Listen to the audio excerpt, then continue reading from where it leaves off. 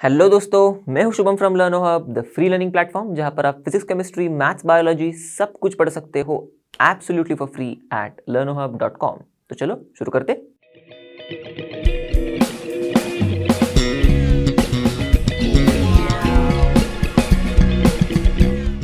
तो दोस्तों, आज हम करने जा रहे हैं class 11th chemistry chapter 10 S block elements के एनसीईआरटी सॉल्यूशंस।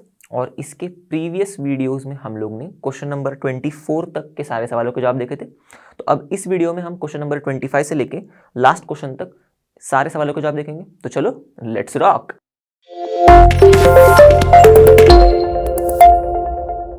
तो चलो देखते हैं question number 25। What happens when first sodium metal is dropped in water. तो हमने बचपन से पढ़ा है कि सोडियम को वाटर के कांटेक्ट में नहीं आने देना है। क्यों? क्योंकि वाटर के साथ सोडियम रिएक्ट करता है और सोडियम हाइड्रोक्साइड और हाइड्रोजन गैस रिलीज करता है। ये चैप्टर में भी हमने देखा है। तो अब ये रिएक्शन एक्सप्लोजिव होता है बहुत। क्यों? क्योंकि इस रिएक्शन में जो हीट इवॉल्व होती है या हाइड्रोजन गैस जो रिलीज हो रहा है, ये तो कंबस्टिबल गैस है, इस हीट को पकड़ लेता है और जलना शुरू कर देता है। तो इसीलिए हम लोग अवॉइड करते हैं पानी के साथ सोडियम का कॉन्टैक्ट। ओके, तो रिएक्शन कैसे होगा? Sodium plus water you sodium hydroxide और हाइड्रोजन। तो दो मॉलिक्यूल्स लेने पड़ेंगे सोडियम के हम लोग को। तो दो वाटर मॉलिक्यूल्स के साथ वो रिएक्ट करेंगे और दो सोडियम हाइड्रोक्साइड के मॉलिक्यूल्स बनाएंगे और तब जाके एक हाइड्रोजन का मॉलिक्यूल रिलीज होगा। ओके, फिर sodium metal is heated in free supply of air. तो क्या होगा? सोडियम मेटल ऑक्सीजन के साथ रिएक्ट करेगा जब हम उसे एयर में हीट कर रहे हैं तब। और हमने पढ़ा है चैप्टर में सोडियम पेरोक्साइड बनता है। तो मेजरली सोडियम पेरोक्साइड बनता है, पर मेजरली सोडियम पेरोक्साइड बनेगा। ओके, पर माइनर जो प्रोडक्ट होगा वो सोडियम ऑक्साइड भी बनता है ऐसे। ओके, तो मेजरली सोडियम पेरोक्साइड कैसे बनेगा? दो मॉलिक्यूल्स लेंगे सोडियम के, एक ऑक्सीजन मॉलिक्यूल के साथ रिएक्ट करेगा तो Na2O2। ओके, बैलेंस हो जाएगा पूरा। और चार सोडियम के मॉलिक्यूल्स ऑक्सीजन के साथ रिएक्ट करेंगे तो हमको दो सोडियम ऑक्साइड के मॉलिक्यूल्स मिले। चलो अब देखते हैं तीसरा। Sodium peroxide dissolves in water. तो सोडियम पेरोक्साइड जब वाटर में डिजॉल्व होगा तब सोडियम हाइड्रोक्साइड तो बनेगा पर हाइड्रोजन पेरोक्साइड भी बनेगा उसके साथ। ओके, तो इसका कुछ रिएक्शन ऐसे होता है। एक मॉलिक्यूल लेंगे हम लोग सोडियम पेरोक्साइड का, दो मॉलिक्यूल्स वाटर के लगेंगे तो कैसे होगा? देखो, दो Na मॉलिक्यूल्स, यहाँ पर देखो दो Na, फिर ये दो O ऐसे आ रहे, इनमें से दो H यहाँ पर आ जाएंगे तो दो NaOH बन जाएंगे और दो H यहाँ पर ही रहेंगे तो दो H और बचे हुए दो O मिलके पेरोक्साइड बना रहे हैं। चलो अब देखते हैं नेक्स्ट सवाल, क्वेश्चन नंबर 26। ये थोड़ा मजेदार है। Comment on each of the following observations. A, the mobilities of the alkali metal ions in aqueous solution are. ये हमें ऑर्डर दिया है। ओके, तो हमें बताना है कि बाबा ये ऑर्डर ऐसा क्यों है। तो सबसे पहले मोबिलिटी आयंस की एक्वस सॉल्यूशन में डिपेंड करती है हाइड्रेशन पर। ओके, तो हम लोग ने चलो लिख दिया मोबिलिटी डिपेंड करती है हाइड्रेशन पर। क्यों? बताता हूँ। देखो, ये आयंस है एक्वस सॉल्यूशन में, मतलब पानी में है, तो ऑब्वियस सी बात है इनका हाइड्रेशन होगा। अगर आप इमेजिन करो इनका हाइड्रेशन ज़्यादा हो रहा है तो इनके आजू बाजू चारों तरफ वाटर मॉलिक्यूल्स घिरे होंगे, तो ये इन आयंस को दौड़ने देंगे? फटाफट नहीं दौड़ने देंगे, इनकी स्पीड कम कर देंगे। और जो आयंस जिनकी हाइड्रेशन बहुत कम है उनके आजू बाजू थोड़ा वाटर मॉलिक्यूल्स कम होंगे तो फटाफट फटाफट दौड़ेंगे। एग्जैक्टली। तो इसीलिए अगर हाइड्रेशन ज़्यादा तो स्पीड कम हो जाएगी, तो मोबिलिटी क्या होगी? कम होगी, क्योंकि ज़्यादा हाइड्रेशन की वजह से ये दौड़ नहीं पाएंगे फटाफट। राइट। अब ये ज़्यादा हाइड्रेशन कब होती है? जब साइज छोटा हो। हमने पढ़ा है हाइड्रेशन किस पर डिपेंड करता है? चार्ज डेंसिटी पर। और ज़्यादा चार्ज डेंसिटी मतलब ज़्यादा हाइड्रेशन। ज़्यादा चार्ज डेंसिटी कब होगी? जब आयन का साइज छोटा होगा।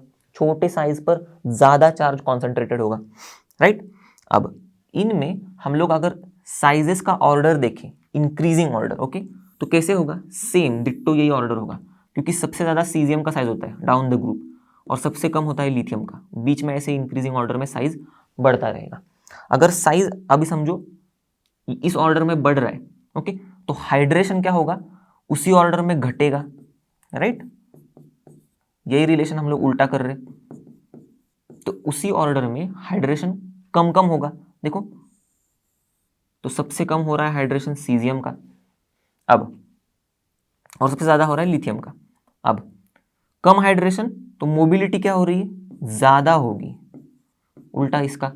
ओके, ज्यादा हाइड्रेशन कम मोबिलिटी, कम हाइड्रेशन तो मोबिलिटी ज्यादा।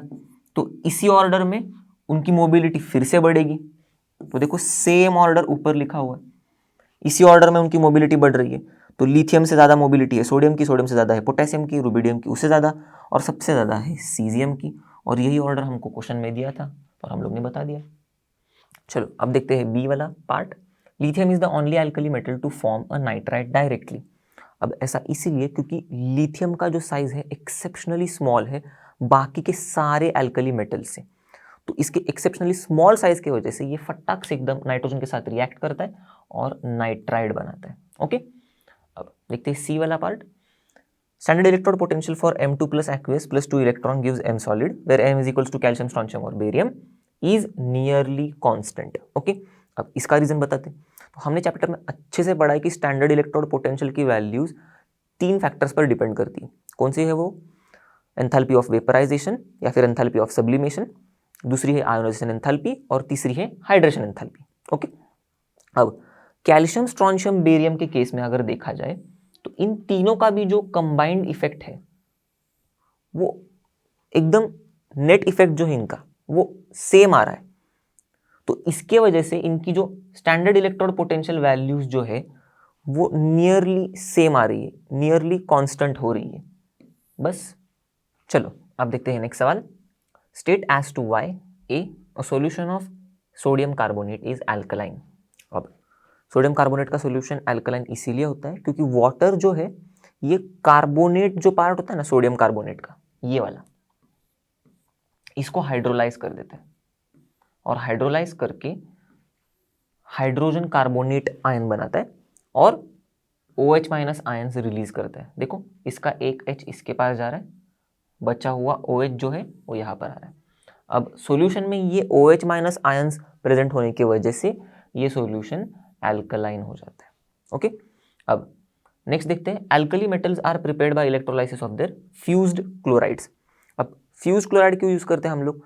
क्योंकि अगर हम लोग अल्कली मेटल क्लोराइड्स जो है इनके एक्वियस सॉल्यूशंस को यूज करेंगे तो प्रॉब्लम क्या होगी? देखो ये हमारा इलेक्ट्रोलाइसिस का सेल है, अल्कली मेटल क्लोराइड लिया मैंने और इनके एक्वियस सॉल्यूशन को यूज कर रहा हूं मैं। तो सॉल्यूशन में क्या क्या होगा? अभी Na प्लस आयंस होंगे, Cl माइनस होंगे, H प्लस होंगे और OH माइनस भी होंगे।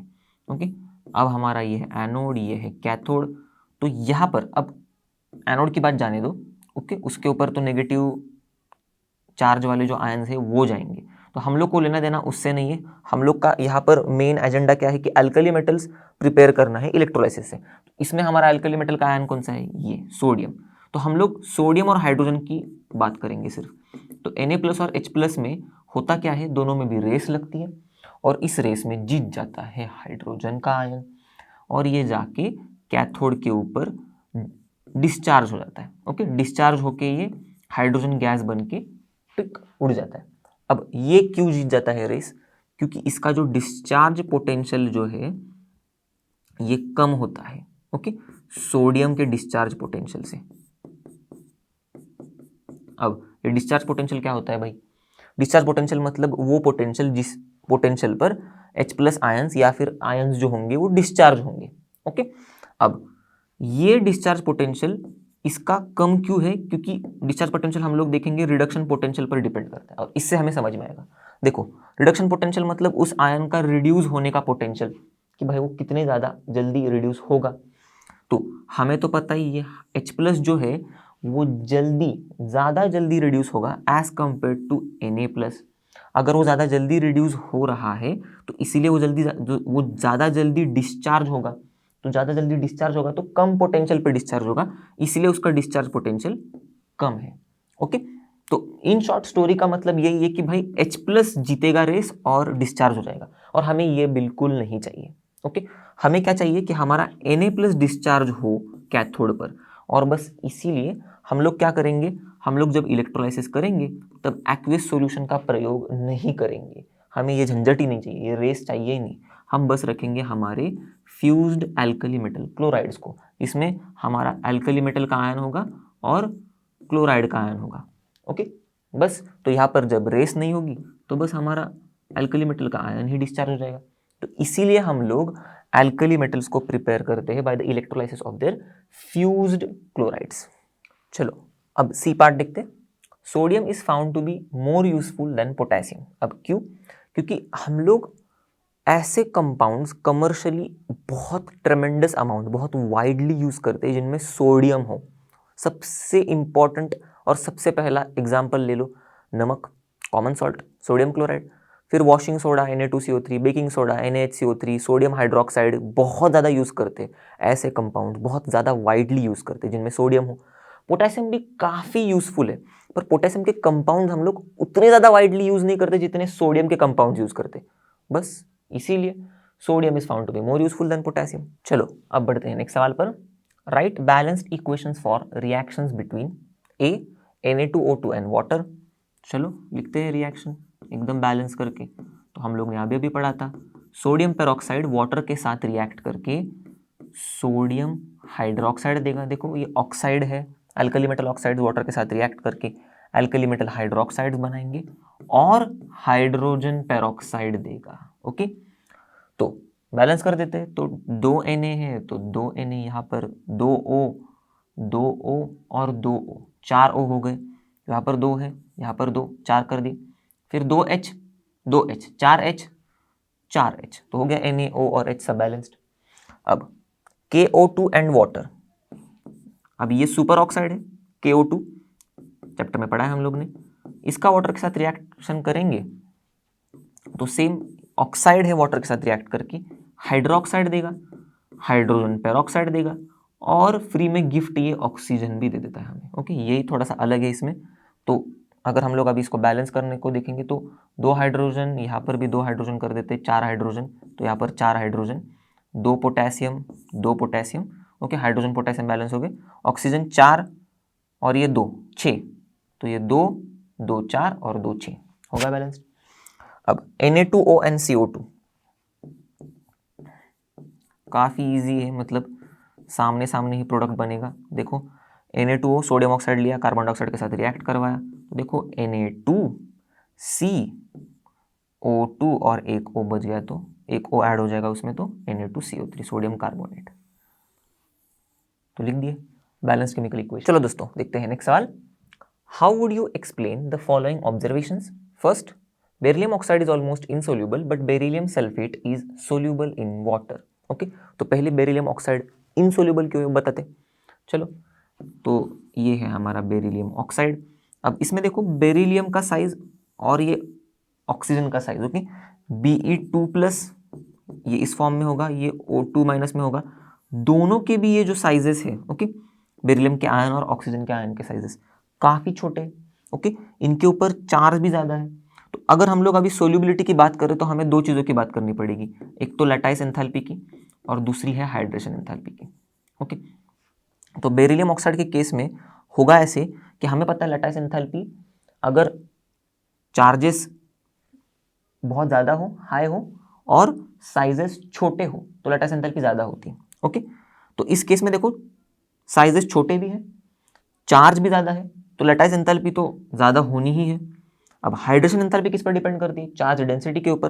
तो इन दोनों के आयंस देखो ध्यान से, छोटे तो साइज में है ही, चार्ज भी है इनके ऊपर, तो चार्ज डेंसिटी ज़्यादा है क्योंकि साइज छोटा है। देखो इनका प्राइमरीली पहले हम लोग साइज ही देखते हैं हाइड्रेशन एंथैल्पी के लिए, तो साइज छोटा है तो चार्ज डेंसिटी इनकी भी ज़्यादा है, दोनों की भी, तो हाइड्रेशन एंथैल्पी भी ज़्यादा ही होगी। पर होता ऐसे है कि इस केस में कुछ ऐसा याद रखना है कि जो लैटाइस एंथैल्पी होती है ना, ये हाइड्रेशन एंथैल्पी से थोड़ी ज़्यादा होती है। तो इसीलिए अगर लैटाइस एंथैल्पी थोड़ी ज़्यादा है हाइड्रेशन एंथैल्पी से, तो अगर हम लोग इसको पानी में डालेंगे तो क्या होगा, ये टूटेंगे नहीं। ओके, पकड़ के रहेगा एक दूसरे को बेरिलियम और ऑक्सीजन, तो ये टूटेंगे नहीं, तो ये सोल्यूबल नहीं होंगे और इसीलिए ये इनसोल्यूबल है। ओके, अब आगे बढ़ते हैं कि बेरिलियम सल्फेट जो है ये क्यों सोल्यूबल है भाई। अब ये भी बेरिलियम का ही कंपाउंड है, ये भी बेरिलियम का ही कंपाउंड है, पर ये सोल्यूबल क्यों? देखो अब बेरिलियम सल्फेट की बात करते हैं तो उसमें सल्फेट जो है इसका साइज काफ़ी बड़ा है। देखो ओके, एज कंपेयर टू जो बेरिलियम का आयन होगा, मतलब ये तो मैंने छोटा ड्रॉ किया, काफ़ी बड़ा होगा। ओके, 2- चार्ज वाला और इसके ऊपर 2+ चार्ज वाला।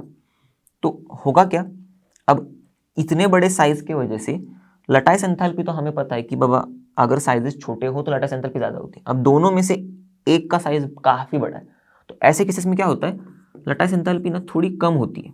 ओके, तो समझो हम लोग ने पकड़ लिया इतना ही, इतना एक ही एरो है, मतलब इतना ही लैटिस एंथैल्पी है। ओके, पर ऐसे केसेस में हाइड्रेशन एंथैल्पी ना ये लैटिस एंथैल्पी से ज़्यादा हो जाती है। क्यों, थोड़ा ध्यान से देखो, इस केस में हाइड्रेशन एंथैल्पी क्यों ज़्यादा, क्योंकि बेरिलियम एक तो आयन है भाई हमारे पास, एक आयन तो है जिसका साइज छोटा है, बेरिलियम 2+।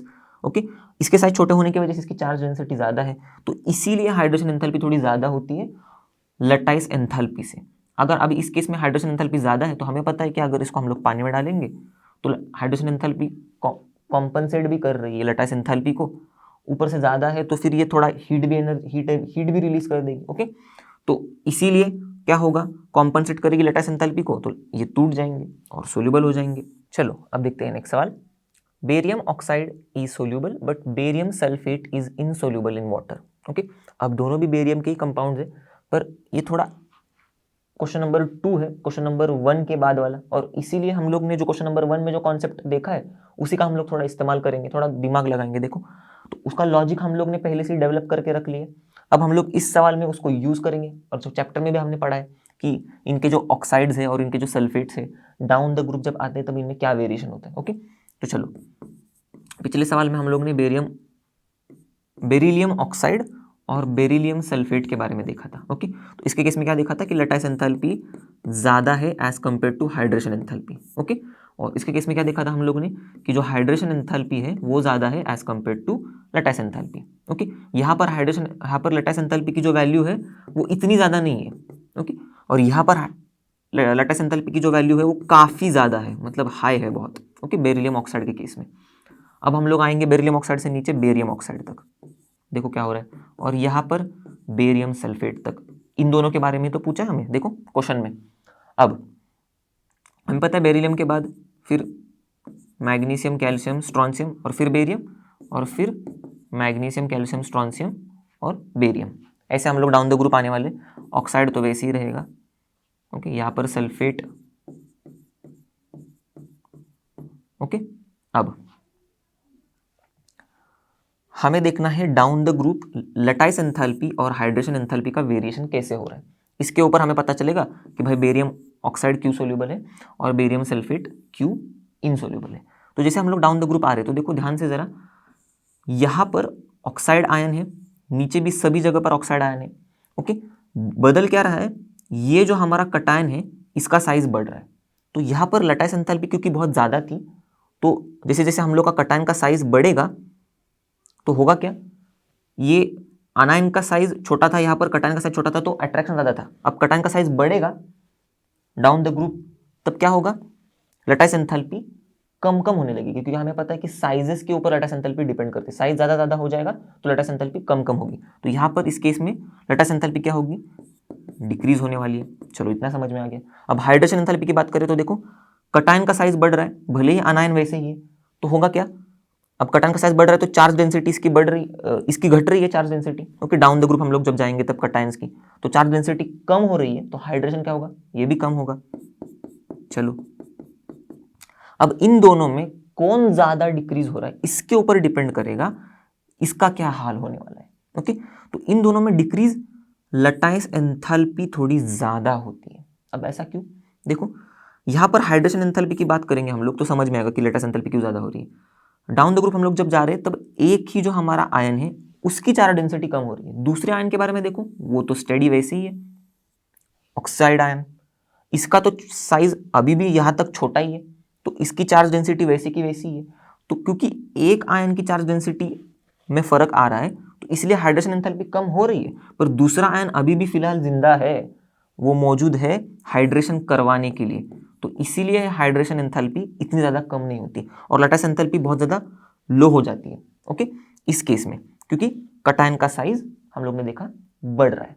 ओके, तो ये डिक्रीज ज़्यादा है, इसलिए यहाँ पर देखो हाइड्रेशन एंथैल्पी ज़्यादा होगी as compare to lattice enthalpy. अब हाइड्रेशन एंथैल्पी ज़्यादा तो क्या होगा, हाइड्रेशन ज़्यादा होगा, हाइड्रेशन ज़्यादा होगा मतलब ये सोल्यूबल हो जाएगा, राइट। अब आगे बढ़ते हैं बेरिलियम सल्फेट की तरफ। तो यहाँ से नीचे हम लोग आएंगे बेरियम सल्फेट की तरफ। तो हमें तो पता है पहले से कि सल्फेट का आयन का जो साइज है वो बहुत बड़ा है, तो इसीलिए यहाँ पर लैटिस एंथैल्पी थोड़ी कम ही थी। ओके, डाउन द ग्रुप हम जब जाएंगे तब कटायन का साइज बढ़ रहा है तो कुछ ज़्यादा फर्क नहीं पड़ेगा, क्योंकि ऑलरेडी सल्फेट आयन का साइज बहुत बड़ा है, तो ऑलरेडी साइज बड़ा होने की वजह से लैटिस एंथैल्पी थोड़ी कम ही है। तो डाउन द ग्रुप हम लोग जब जाएंगे तब थोड़ी थोड़ी और कम होगी लैटिस एंथैल्पी, क्योंकि कम ही होने वाली है। क्यों? क्योंकि यहाँ पर भी तो साइज बढ़ रहा है, पर साइज इसके कंपैरिजन में तो क्या ही है, मतलब ये, इसीलिए लैटिस एंथैल्पी जो है वो डिक्रीज तो होगा पर इतना ज़्यादा डिक्रीज भी नहीं होगा, क्योंकि थोड़ा थोड़ा ही डिक्रीज होगा। अब हाइड्रेशन एंथैल्पी की बात करते, ये डाउन द ग्रुप क्या होगा। अब देखो बेचारा हाइड्रेशन एंथैल्पी इसी के तो बलबूते पर टिका हुआ था, बेरिलियम के बलबूते के ऊपर, कि भाई ये छोटा है, इसका चार्ज डेंसिटी ज़्यादा है, तो इसीलिए हाइड्रेशन एंथैल्पी ज़्यादा था। अब डाउन द ग्रुप आएंगे तब इसकी भी साइज बढ़ रही है भाई, अब इसीलिए तो इसका चार्ज डेंसिटी अभी बहुत कम हो जाएगा बेरियम तक आते आते, तो इसका भी चार्ज डेंसिटी कम, ये तो पहले से ही मतलब हाइड्रेशन एंथैल्पी के लिए निकम्मा ही है, तो दोनों भी ऐसे आयंस बन गए जिनकी चार्ज डेंसिटी काफ़ी कम हो गई है, तो इसीलिए हाइड्रेशन एंथैल्पी काफ़ी ज़्यादा डिक्रीज हो जाती है, एकदम फॉल हो जाती है नीचे। तो यहाँ इस केस में हाइड्रेशन एंथैल्पी ज़्यादा डिक्रीज होती है, ज़्यादा डिक्रीज होगी तो ये यहाँ तक आते जाते बहुत कम हो जाएगी, इसीलिए इसके केस में हाइड्रेशन एंथैल्पी कम होती है as compare to lattice enthalpy. तो हाइड्रेशन एंथैल्पी कम, लैटिस एंथैल्पी ज़्यादा, तो इसीलिए फिर ये क्या होगा, इनसोल्यूबल होगा, टूटेगा ही नहीं। ओके, पानी में हम लोग जब डालेंगे तब इसको, क्योंकि लैटिस एंथैल्पी इसकी ज़्यादा है। चलो अब देखते हैं next, third, lithium iodide is more soluble than potassium iodide in ethanol. Okay, तो चलो लिथियम आयोडाइड और पोटेशियम आयोडाइड को लेते हैं। अब दोनों के केसेस में अलग क्या है, कटायन अलग है, आयोडाइड आयन तो वैसे के वैसे ही है, सेम ही है दोनों में भी। अब हो क्या रहा है देखो, ये इसका जो कटायन है लिथियम आयोडाइड का, लिथियम, इसका साइज जो है हमें पता है छोटा है पोटेशियम से, तो ये क्या कर रहा है, छोटी साइज की वजह से ये आयोडाइड तो आयन को ज़्यादा पोलराइज कर रहा है। ओके, क्यों? क्योंकि छोटी साइज की वजह से हमें पता है कि पोलराइजिंग पावर ज़्यादा होती है कटायन की। Okay, more smaller the size of cation more is the polarising power. तो देखो ये ज़्यादा पोलराइज कर रहा है आयोडीन को, किसके कंपैरिजन में, as compare to potassium, potassium के कंपैरिजन में ज़्यादा पोलराइज कर रहा है। पोटेशियम की साइज थोड़ी बड़ी है तो ये इतना ज़्यादा पोलराइज नहीं करेगा आयोडाइड को, राइट। अब हमें पता है अगर पोलराइजेशन ज़्यादा है तो कोवेलेंट कैरेक्टर ज़्यादा होता है, तो इसीलिए लिथियम आयोडाइड का कोवेलेंट कैरेक्टर जो है आयोडाइड का पोटेशियम आयोडाइड से ज़्यादा है।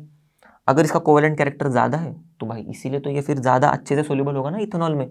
बस बता दिया कि क्यों lithium iodide is more soluble than potassium iodide. चलो अब देखते हैं नेक्स्ट सवाल, which of the alkali metal is having least melting point. तो इनमें से सबसे कम मेल्टिंग पॉइंट किसका है, कैसे पता करेंगे। तो देखो ये जो मेल्टिंग पॉइंट है ये डिपेंड करेगा साइज के ऊपर, ओके, एटम्स के, इन एल्कली मेटल्स के। क्यों? क्योंकि अगर ये मेटल लैटाइसिस में है, मतलब लैटाइसिस में है, ओके, तो अगर इनका साइज बढ़ रहा है तो क्या होगा, इनका जो बॉन्ड लेंथ है वो भी बढ़ेगा। अगर बॉन्ड लेंथ बढ़ रहा है तो बॉन्ड स्ट्रेंथ जो है वो घटेगी, राइट। तो जैसे जैसे साइज बढ़ रहा है बॉन्ड स्ट्रेंथ घट जाएगी, राइट। तो अगर बॉन्ड स्ट्रेंथ कम हो रही है तो इनके एटम्स को दूर करने के लिए कम एनर्जी लग रही है। कम एनर्जी लग रही है मतलब कम टेम्परेचर पर ही इनके एटम्स अगर सॉलिड स्टेट में है तो मेल्ट हो रहे हैं, राइट। तो कम एनर्जी लग रही है तो कम टेम्परेचर पे मेल्ट हो रहे हैं, तो मेल्टिंग पॉइंट क्या होगा, कम होगा। अब हमें क्या पूछा है, हैविंग लीस्ट मेल्टिंग पॉइंट, किसका होगा सबसे लीस्ट मेल्टिंग पॉइंट, जिसका साइज सबसे ज़्यादा होगा। अब इन चारों में से सबसे ज़्यादा साइज किसका है हमें पता है, सीजियम का, सबसे नीचे यही आता है, तो हमारा राइट आंसर सीजियम है। चलो अब देखते हैं नेक्स्ट सवाल, which one of the following alkali metal gives hydrated salt. Okay, तो इनमें से वो हाइड्रेटेड सॉल्ट्स बनाएंगे जिनकी चार्ज डेंसिटी उन आयंस की ज़्यादा हो। ओके, अब चार्ज डेंसिटी ज़्यादा कब होती है, जब साइज छोटा हो, करेक्ट। छोटे से साइज वाले आयन पर चार्ज अगर बैठा हुआ है तो उसकी डेंसिटी डेंस है वो, राइट, इसीलिए चार्ज डेंसिटी तब ज़्यादा होगी जब साइज छोटा हो। अब इनमें से हमें पता है लिथियम का साइज जो है छोटा होता है, इसीलिए लिथियम हाइड्रेटेड सॉल्ट्स देता है हमें। ओके, ये हम लोग ने प्रीवियस क्वेश्चन में भी देखा था कि लिथियम कॉमनली हाइड्रेटेड सॉल्ट्स इसीलिए बनाता है, ओके, क्योंकि इसका साइज छोटा होता है। तो चलो आइए देखते हैं हम लोग लास्ट सवाल इस चैप्टर का 10.32, which one of the alkaline earth metal carbonates is thermally the most stable. तो हम लोग ने चैप्टर में पढ़ा है कि थर्मल स्टेबिलिटी जो होती है अल्कलाइन अर्थ मेटल कार्बोनेट्स की, ये डिपेंड करती है कटायोनिक साइज पर। तो कटायोनिक साइज जब ज़्यादा होगा तो थर्मल स्टेबिलिटी ज़्यादा होती है, ओके। तो इस लॉजिक को हम लोग अगर यूज़ करेंगे तो यहाँ पर देखो कार्बोनेट तो सेम ही है सब में, कटायन का साइज हमें पता है मैग्नीशियम से बेरियम तक बढ़ते जाता है डाउन द ग्रुप, तो सबसे ज़्यादा साइज इसका होगा, तो सबसे ज़्यादा साइज इसका है, तो सबसे ज़्यादा स्टेबिलिटी थर्मली सबसे ज़्यादा स्टेबल कौन होगा, बेरियम कार्बोनेट, ओके। तो इसके पीछे की थोड़ी कहानी समझ लेते हैं। लिथियम कार्बोनेट के केस में भी हम लोग ने देख लिया था ये कहानी को, तो कहानी को समझने के लिए हम लोग थोड़ा उल्टा करते हैं कंडीशन को, हम लोग कटायन का साइज छोटा होगा तो थर्मल स्टेबिलिटी क्यों कम होती है ये देखते हैं, तो ऑटोमेटिकली समझ में आ जाएगा कि ज़्यादा होता है कटायन का साइज तब थर्मल स्टेबिलिटी ज़्यादा क्यों होती है।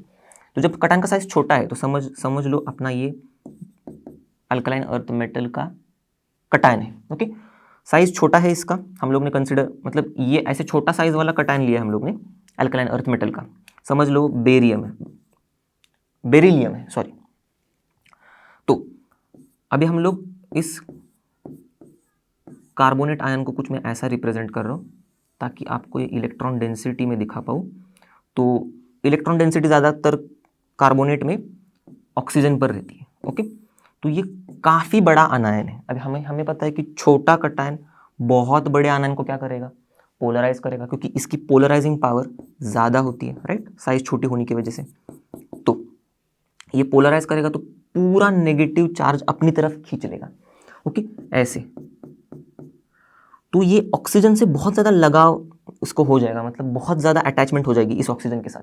तो सिंपल सी बात है, अगर ये इसको बहुत ज़्यादा तेज़ी से खींच रहा है तो ऑक्सीजन का कार्बन के साथ का जो अटैचमेंट है वो होगा ही ना थोड़ा सा लूज, राइट। आपको कोई एक्स पर्सन खींच रहा है उसके तरफ, तो वाई पर्सन के साथ आप अगर जुड़े हो तो आपका वाई पर्सन के साथ का जो अटैचमेंट है वो थोड़ा लूज तो होगा ही, राइट, थोड़ा वीक हो जाएगा ये।